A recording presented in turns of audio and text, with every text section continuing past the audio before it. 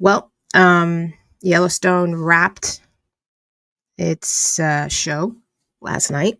I could have done a video last night, but I really wanted to just kind of sit on it. And there was a lot of really great story wrap ups, really great endings to arcs. Everything you hope to see in a finale, but in a series finale, even more so. And I think that, last night we saw Rip taking care of John one last time. And honestly, at the start, the as soon as the episode started, I was already like emotional. I was already there. A lot of things just kind of felt like complete, like.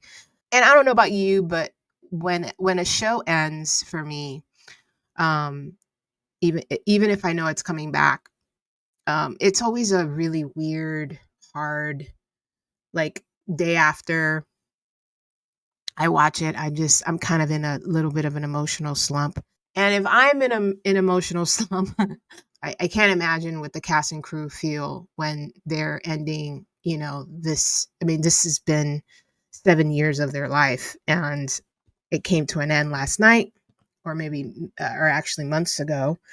But we got to see the ending of it. And some of them probably did too. They sat and watched along too as well. And it's a very, very highly emotional episode. We saw Jamie practicing his speech. Um, we saw placements, Tito's vodka placement, Bentley placement. We saw a lot of tears, a lot of just like I said, really great endings to arcs, potential story continuations, based off of whatever spinoff is happening. I can't even keep up right now, to be honest. What all is gonna move forward. I know that the Beth and Rip spinoff is a go, and so of course I anticipated some sort of setup there, for that to happen and in their new place and etc. And I believe the 6666 Ranch spinoff is coming. I have no idea, but I felt like that too.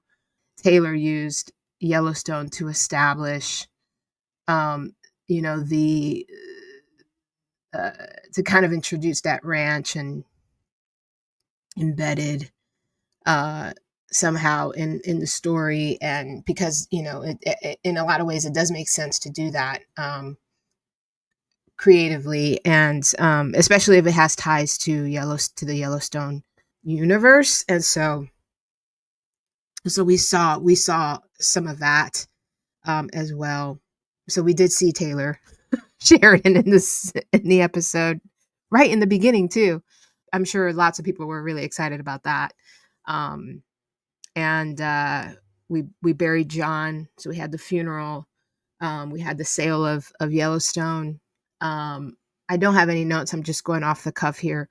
This the whole, like, after, like, when that conversation about the sale happened between Casey and Rainwater, I was in tears. I was just like, wow.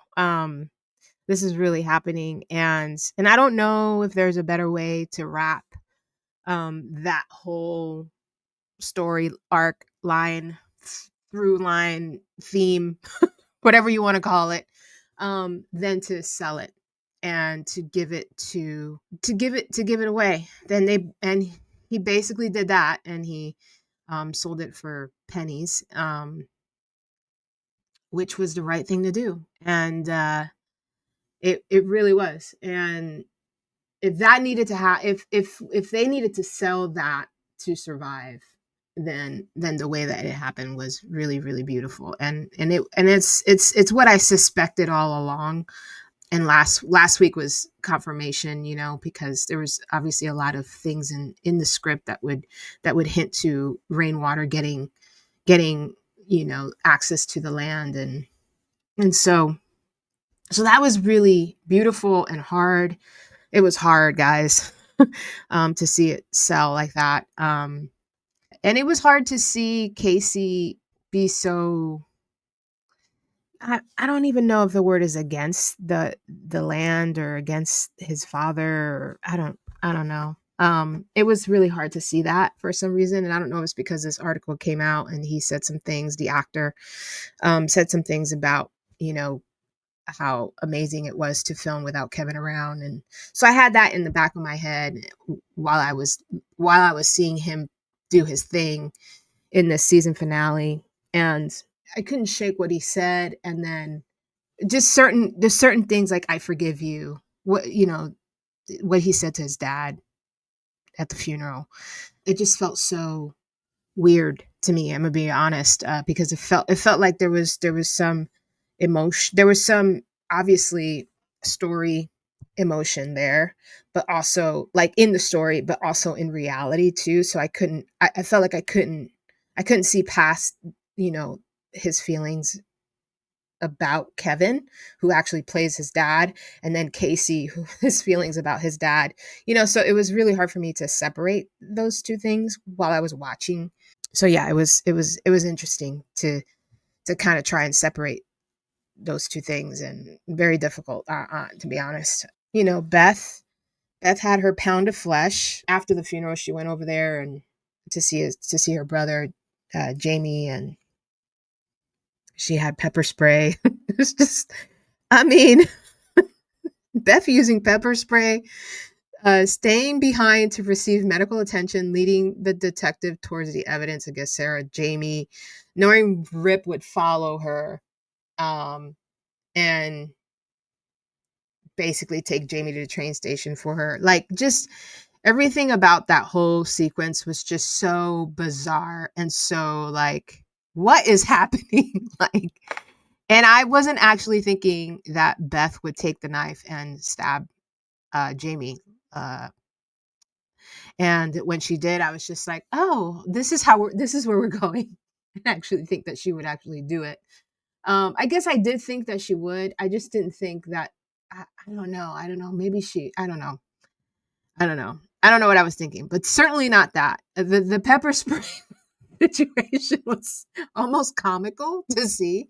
Um, how incredibly crazy that whole scene was, but it just all felt very almost too easy. But whatever. I was just kind of like done with that whole arc right there. Like, a lot of people have a lot of different varying views about Jamie and Beth and their relationship, and I feel like some people forget what Jamie did to Beth, and so to me it's kind of like I'm just I certainly feel like Jamie deserved what he got, because holy cow, he deserved it. And so, and I think the only other thing that was interesting to see was the actual breaking down of the Yellowstone, like the ranch itself, like the signs, the furniture, like all of those things. Like, it just felt so final, and I wasn't thinking that we would actually see that on screen, and it like it had me in some sort of a chokehold, emotionally, and then to see the reservation kind of move in and do their thing, and even some of the kids like messing with the grave site. I was so pissed. I was like, what is happening here? And obviously, you know, Mo came in and said some things, and it was great what he said. Those people fought and died for this place, which they did, and fought to protect the land and to preserve the land. And, you know, like, you don't get to come here and, you know, deface their grave or topple down gravestones because you feel like it, you know. So it was certainly pissed me off to see that. I'm glad Mo came in, and we got to hear Elsa. Like, holy cow. First of all, I love her voice. So it was great to hear her again, to narrate the end. And it was just really, really great. Honestly, like, just a lot of mixed emotions about the season, about, you know, where it went, where it had to go. I'm assuming that this isn't exactly how Taylor wanted to end it, but this is the cards that he was dealt, um, and that in a lot of ways dealt himself. Uh, yeah, that's all I have to say. I don't know how I would grade this second half of the season. It felt a little rushed. There were a lot of things in the story that I felt were unnecessary. Um, but I think overall it was really great. Again, based off of what you're dealt with, yeah, this was a good ending. And let me know your thoughts on the season finale. And yeah, we'll talk to you soon.